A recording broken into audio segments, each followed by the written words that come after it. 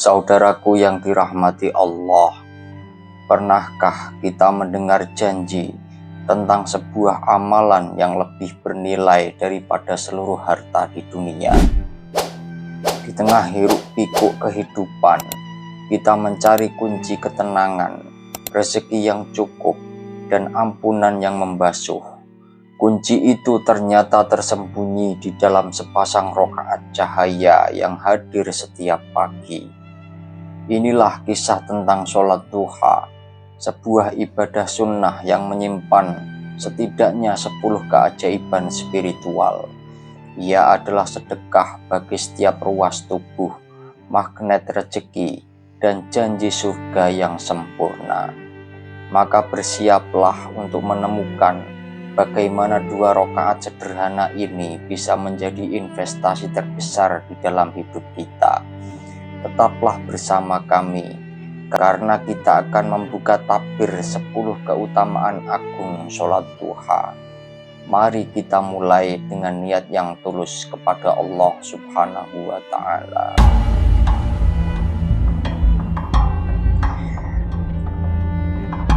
Saudaraku yang dirahmati Allah, sholat duha adalah ibadah sunnah yang hadir di awal waktu cahaya.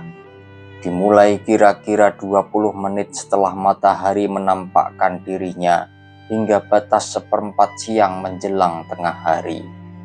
Ia boleh ditunaikan minimal 2 rakaat dan diperbanyak dengan kelipatan yang sama. Lalu, apa saja anugerah keutamaan yang tersembunyi di dalam sholat duha? Yang pertama, sebagai sedekah anggota tubuh.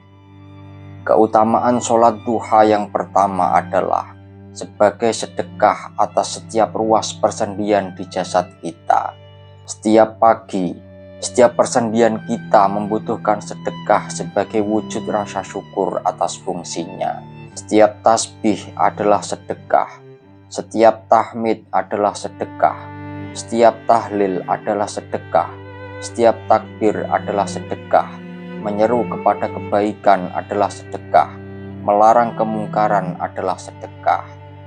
Namun saudaraku, perlu kita ketahui, semua kewajiban sedekah itu dapat diperoleh dan disempurnakan dengan sholat duha 2 rakaat. Yang kedua, kunci kecukupan rezeki ilahi.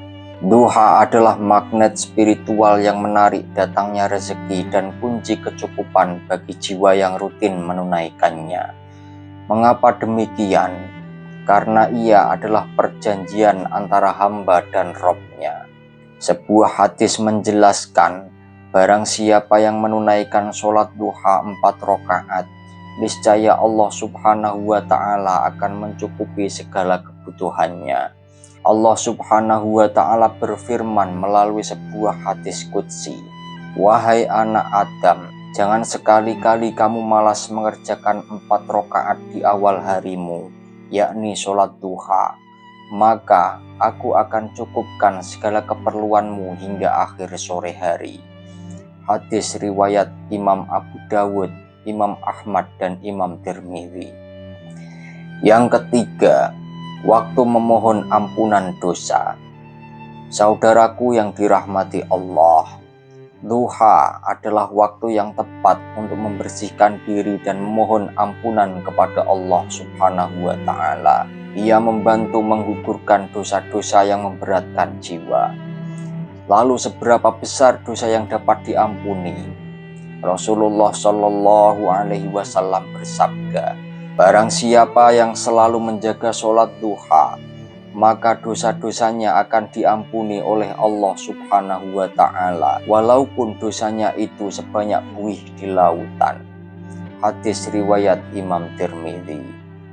Di waktu duha yang cerah, sang hamba datang dengan hati yang merunduk, dan Allah menyambutnya dengan samudera pengampunan yang membasuh segala dosa. Yang keempat, berpahala haji dan umroh yang sempurna. Saudaraku yang dirahmati Allah, duha mendatangkan pahala yang setara dengan ibadah agung, yaitu haji dan umroh. Ini adalah karunia bagi mereka yang tidak mampu menempuh perjalanan jauh ke tanah suci. Dinyatakan dari Anas bin Malik, Rasulullah Shallallahu Alaihi Wasallam bersabda, barang siapa yang mengerjakan sholat subuh berjamaah, kemudian ia duduk mengingat Allah hingga matahari terbit, lalu ia sholat 2 rakaat, maka ia mendapatkan pahala seperti pahala haji dan umroh yang sempurna, sempurna, dan sempurna. Hadis riwayat Imam Tirmidzi. Sholat 2 rakaat ini ulama berbeda pendapat. Setidaknya ada 2 pendapat. Yang pertama, sholat 2 rakaat yang dimaksud adalah sholat isyraq. Yang kedua, ulama berpendapat bahwa sholat 2 rakaat ini adalah sholat duha. Yang kelima, ladang keuntungan yang melebihi ghanimah perang. Sholat duha adalah ladang perniagaan spiritual yang keuntungannya melebihi keuntungan yang didapat para mujahid di medan perang. Rasulullah Shallallahu Alaihi Wasallam pernah bersabda, menanyakan kepada para sahabat, wahai para sahabatku, maukah kalian aku tunjukkan kepada tujuan yang paling dekat, keuntungan yang paling banyak, dan yang paling cepat kembalinya? Para sahabat menjawab, tentu saja wahai Rasulullah. Beliau Rasulullah Shallallahu Alaihi Wasallam kemudian bersabda, barang siapa yang berwudu, kemudian masuk ke dalam masjid untuk melakukan sholat duha, dialah yang paling dekat tujuannya, lebih banyak ghanimahnya, dan lebih cepat kembalinya. Duha adalah perjalanan hati yang singkat, namun membawa pulang harta spiritual yang tak tertandingi. Yang keenam, termasuk waktu yang paling ijabah. Waktu duha adalah waktu di mana para malaikat turun ke bumi untuk menyaksikan sholatnya kaum mukmin. Jika pada waktu ini kita meluangkan waktu untuk sholat duha, malaikat ikut menyaksikan dan mendoakan permohonan kita.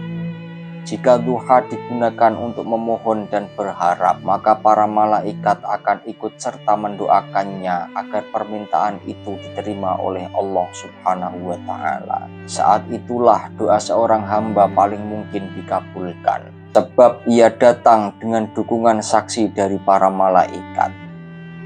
Yang ketujuh, terhindar dari keburukan dan kelalaian. Saudaraku yang dirahmati Allah, melaksanakan sholat duha adalah ikatan harian dengan Allah Subhanahu wa Ta'ala yang secara langsung memperkuat iman dan keyakinan kita bahwa Allah senantiasa mengamati setiap perilaku. Ikatan ini menjadi benteng yang menghindarkan hamba dari keburukan dan sifat lalai. Barang siapa yang sholat duha 2 rakaat, maka dia tidak ditulis sebagai orang yang lalai. Barang siapa yang mengerjakan 4 rakaat, maka ditulis sebagai orang yang ahli ibadah. Barang siapa yang mengerjakannya 6 rakaat, maka ia diselamatkan di hari itu.